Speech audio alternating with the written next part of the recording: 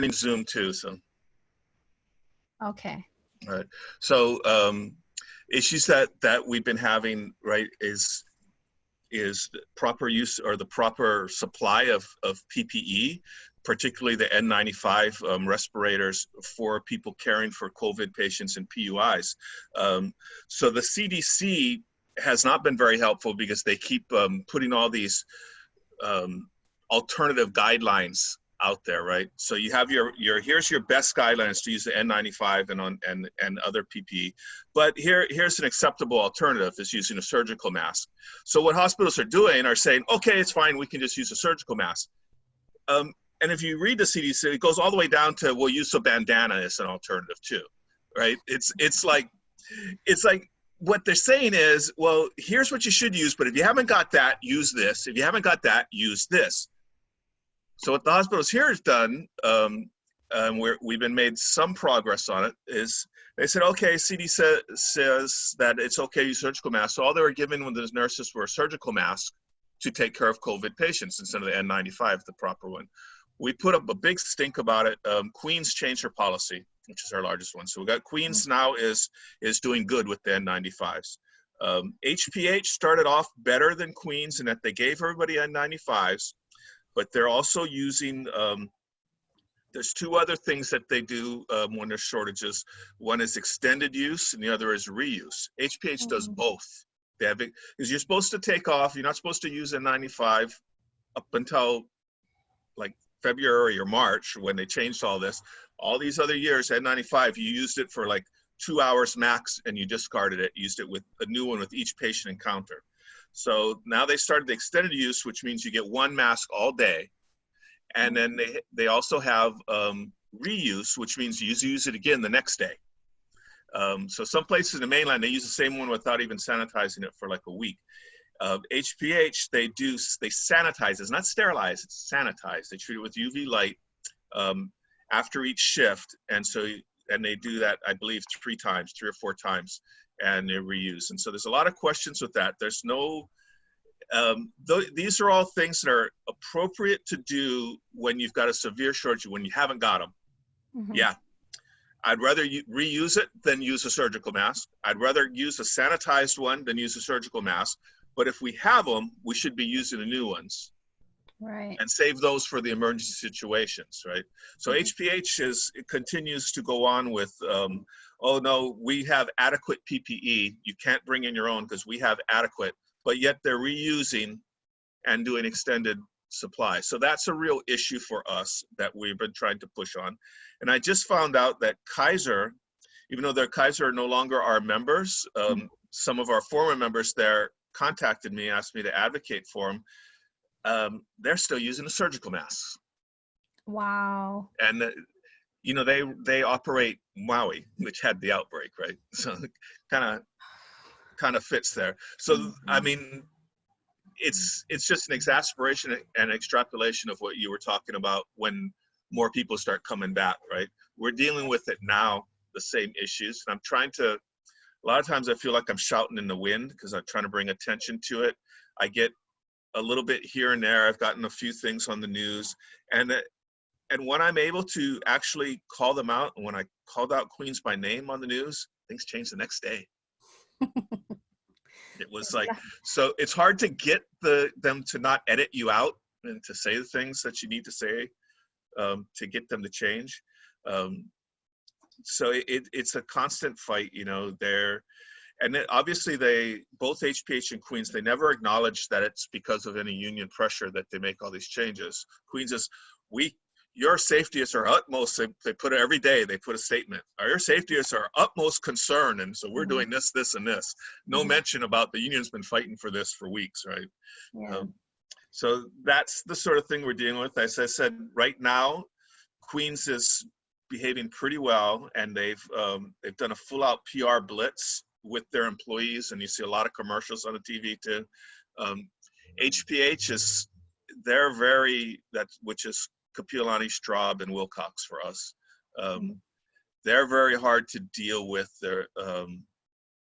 And they're not budging at all on it so far. We just had a Stewart meeting last night, and that was our main priority. We broke down 4 things that we want to get done, and the main priority was the extended use and reuse of the N95s. That's the main thing they want to see addressed. So is there anything that we, and just in terms of like general public, what can we do to help support you, the essential workers who never stopped working, before kind of everything starts coming to a head here? Yeah. So, I mean, just like all the public services messages out there, people staying home and following the guidelines, because, and that's part of it. It's the good news, right? It's been pretty successful here in Hawaii. We've kept things, our numbers are down. It's been very successful. The fear is once they start opening up that it's going to creep back up, and probably when they start bringing in, people start flying in more, that's probably when it's really going to start going up, but we'll see. So obviously that is something that the public can do. What about, because people have been, I guess was to the point of people have been like, they want to help in terms of even for the food distribution that the Labor Community Services program has been doing, it's like short of, because they were saying, don't buy the surgical masks or anything that can be used by medical professionals. So go ahead and just at least have a face covering, right? And so sewing things, or is there anything? So we've been accepting donations, and I have a bunch of homemade sewn masks that the community has given us. We don't use them at work, but I've been handing them out to the nurses, and they use them on their way to and from work from their cars, because when they go out, when they're part of the general public and go grocery shopping and stuff like that. And I agree, I've seen that a lot. People just want to help, a lot of people. Yeah. So that's one thing that the general public did. Frustrating thing for me, when I go out, like I went to Costco, and half the customers are wearing N95 masks. Oh. And we can't even get them at work. It's like, because so people are, and it's human nature. They're going to protect themselves, right? It's like even though they're urged to not do it, people are, and there's a huge percentage. If you go out to the stores, you'll see people wearing the N95s a lot. Yeah. And yet, healthcare workers, it's better now, but we're not getting them. So that's a frustration. It's gotten better. Some shipments have come in. I think that's part of why Queens was able to loosen up too. It's, not just the pressure, but they got more supply, that, which is what they're going to cite, obviously, as the more supply came in. Could you speak to proper usage of masks? Because I think that even going out, I can see, of course the mask doesn't work just hanging off your ear. Right. And then, it doesn't work on your chin. No. But so, right. Wearing the homemade, the cloth mask, and even the simple medical masks like that, those are not really going to protect you very much from contracting a virus, but they're going to slow down transmission of people who don't know they have it, spread it out. So that's where they're very helpful in the community, is where if, say I'm asymptomatic, I'm a carrier, because they're not testing people, so we don't know who's really got it or not. And some people don't get symptoms, or sometimes you might be contagious before you show symptoms. And if you're wearing that mask, it's less likely for you to transmit it to other people. So that's how everybody wearing the mask in public is going to slow down that curve and slow down the amount of people there. Because the real scary thing about this is if too many people get it at the same time, that's when the hospitals get overwhelmed, and that's when people die a lot at high rates. So right now we've been successful. We've kept that rate low in the number of people. It's basically a handful of people who are hospitalized right now with COVID. I think Queens, as of yesterday, had 6. Wow. That's really good. Yeah, for the size of our population. Yeah, that's really good. Super good. Yeah, it's been very successful. Yeah. So, and people, you have to think about it, and even healthcare workers, if you need to consider the outside of, so on the N95s, especially because you're protecting from the viruses coming in, on point is a little bit more moot on the other masks, but you consider the outside of it contaminated. If you're touching a lot, you touch your mask and then you touch your eye, you touch your nose, your mouth, that's how you get the virus, right? You should be conscious of when you take the mask off and on, that you're not touching the surface of it, that you're just touching the edge where the strap is, basically. And as far as the cleaning of it, I don't think there is, as far as I know, I haven't heard of any standards on what you're doing, what you were mentioning earlier about how often do you clean it and that.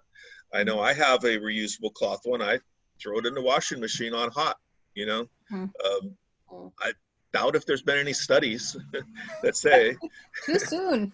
Yeah, exactly. So you're going on, you know, best guesses, right? Right, right.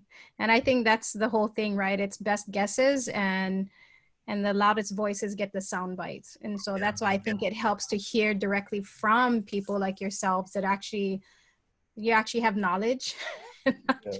I mean, yeah, and it's also who's got the money that gets the sound, that gets the voices out there, right? And so that's where the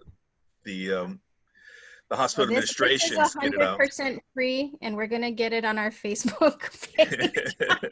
Yeah. So I'm trying to get trying to bring attention to it. You know, like I said, sometimes it feels like you're shouting in the wind, and all of a sudden somebody hears you, and it's really good when something comes through. Yeah, so I want to say thank you for sharing that. So I'm going to end the recording, but we're not done. Okay, so we're not done. So one moment. I was going to ask you again where my meeting control was, but I found it. How do I? Okay, here we go.